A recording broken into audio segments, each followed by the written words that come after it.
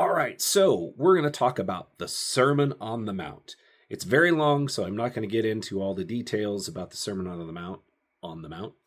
But if you truly want to know what Jesus said in the Bible, you can get I would suggest a red letter edition, and then look for Matthew chapter 5, and start there. And this is Jesus doing the Sermon on a Mountain.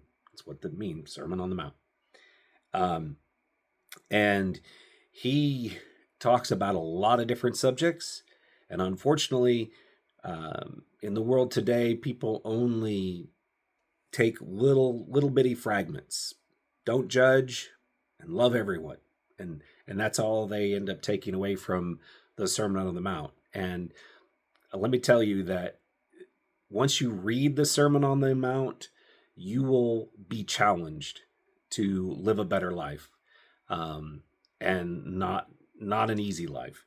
But anyway, the Sermon on the Mount starts in chapter 5 of Matthew. It's covered in the other Gospels as well. And Jesus starts off with, "Blessed are the poor in spirit, for theirs is the kingdom of heaven. Blessed are those who mourn, for they will be comforted. Blessed are the meek."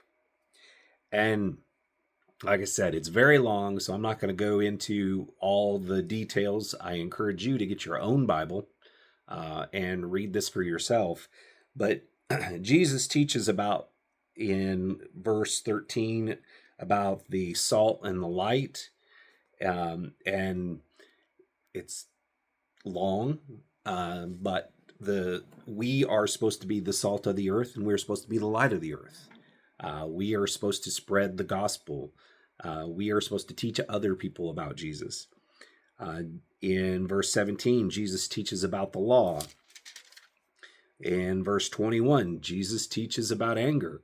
And he tells us that if you are angry at your brother, you have well, let's read. It says, "You have heard that it said to people long ago, 'Do not murder, and anyone who murders will be subject to judgment.' But I tell you that anyone who is angry with his brother will be subject to judgment." Jesus not only talks about the sin, but he doubles down. So no longer is it just,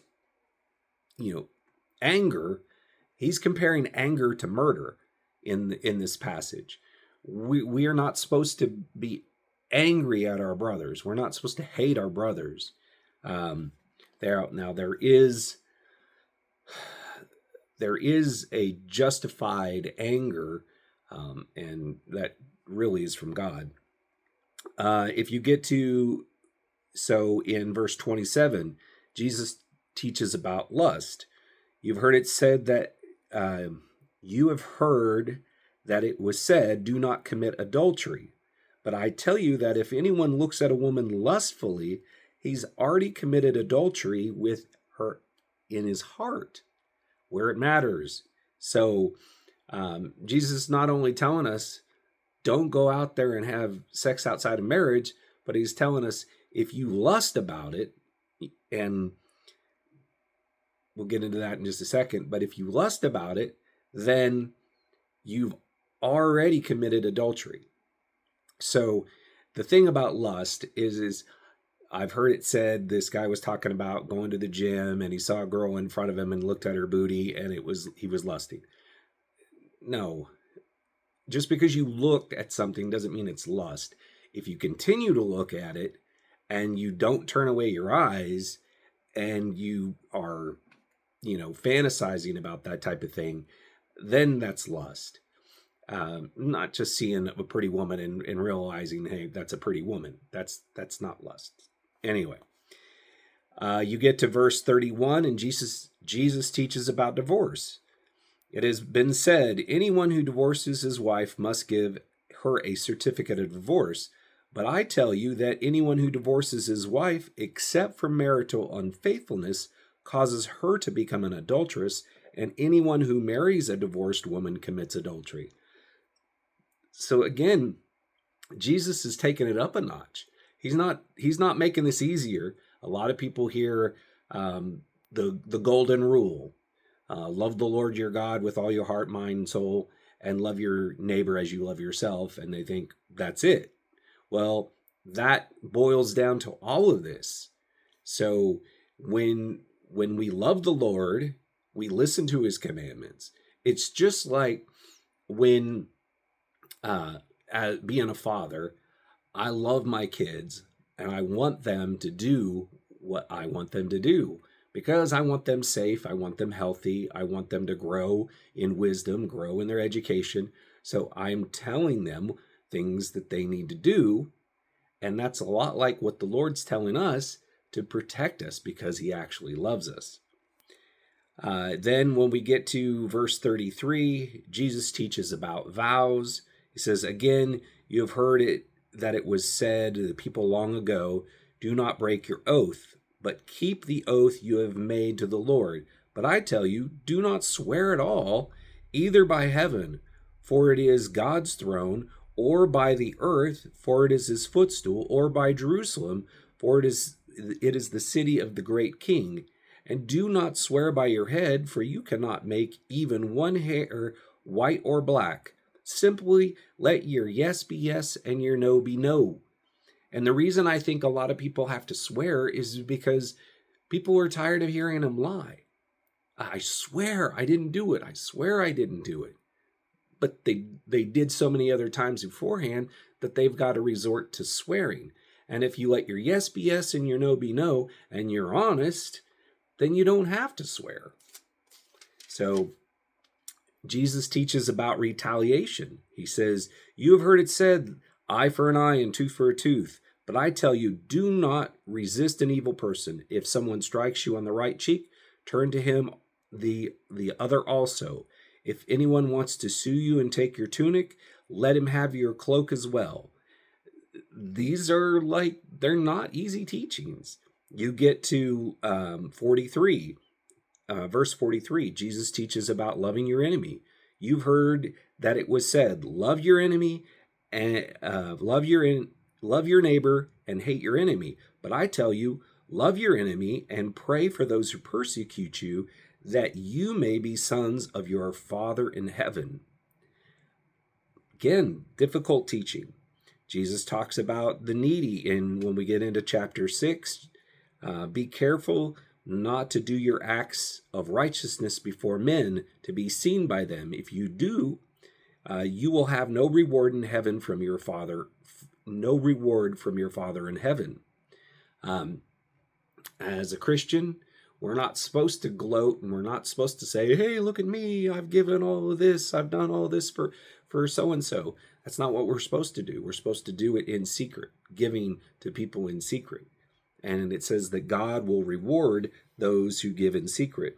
It says, this verse 2, so when you give to the needy, do not announce it with trumpets, as the hypocrites do in the synagogues or on the streets, to be honored by men. I tell you the truth, they have received their reward in full. But when you give to the needy, do not let your left hand know what your right hand is doing, so that your giving may be in secret. Then your Father, who sees what is done in secret, will reward you. Okay? Then in verse 5 of chapter 6, Jesus teaches about prayer. When you pray, do not be like the hypocrites, for they love to pray standing in the synagogues and on the street corners to be seen by men. We're not supposed to do that. We're supposed to do that in private. Now, I'm not saying we don't pray out loud, but I'm saying we don't spend all our time being fancy and eloquent and saying long prayers just so that we are recognized. It says here, I tell you the truth, they have received their reward in full. But when you pray, go into your room, close the door, and pray to your Father who is unseen. Then your Father who sees what is done in secret will reward you again. Okay? We're getting into Jesus teaching about fasting in 16. Jesus teaches about money in verse 19. Jesus teaches us about worry, which is something that I've had to read a lot, and it's good to know Jesus' words about it. When you get into chapter 7, it says Jesus teaches about criticizing others. It says, do not judge, or you too will be judged. For in the same way you judge others, you will be judged. With the measure you use, it will be measured. Got the wrong part. It will be measured to you. Why do you look at the speck of sawdust in your brother's eye and pay no attention to the plank in your own? So Jesus is telling us that we should look at ourselves first. And my son does this all the time. He wants to point out when my other son doesn't wash his hands, but I'm telling that one, hey, you didn't do this. You need to take care of what you need to take care of first before you start telling me about what your brother has not done. Okay? You get into this is chapter 7. Verse 7, Jesus teaches about asking, seeking, and knocking. Ask, and it will be given to you. Seek, and you will find. Knock, and the door will be open to you. For everyone who asks receives. He who seeks finds, and to him who knocks, the door will be opened. Which of you is, if his son asks for bread, will give him a stone? Or if he asks for a fish, will give him a snake? If you then, though you are evil, know how to give good gifts to your children, how much more will your Father in heaven give good gifts to those who ask him? So in everything, do to others what you would have them do to you, for this sums up the law of the prophets. Jesus gets into teaching about the way to heaven. Enter through the narrow gate, for wide is the gate and broad is the road that leads to destruction, and many enter through it. But small is the gate and narrow the road that leads to life, and only a few find it.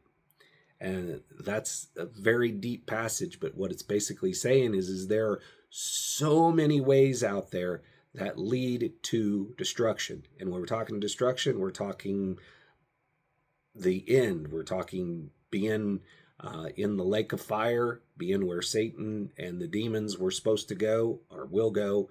But those who turn away from God, reject God, don't accept him, that's the road to destruction. That's where they're going to wind up.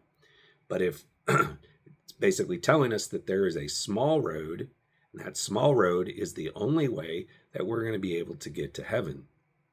And that small road is choosing God. Okay?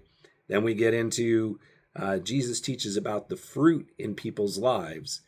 That's verse 15. And then we get into Jesus teaches about those who build their houses on rock and sand in verse 21. And that's talking about basing your life, your everything, your foundation that you live by on God's word, which is solid, instead of building your life on all these other things that you could build your life on that are eventually going to fall apart. So that is, in a very long nutshell, the Sermon on the Mount. But I encourage you, get out there, get yourself a Bible if you don't already have one, and read the Sermon on the Mount yourself and find out exactly what Jesus stood for, stands for, and continues to call his people to live by. All right, take care. God bless, and I hope you have a wonderful day.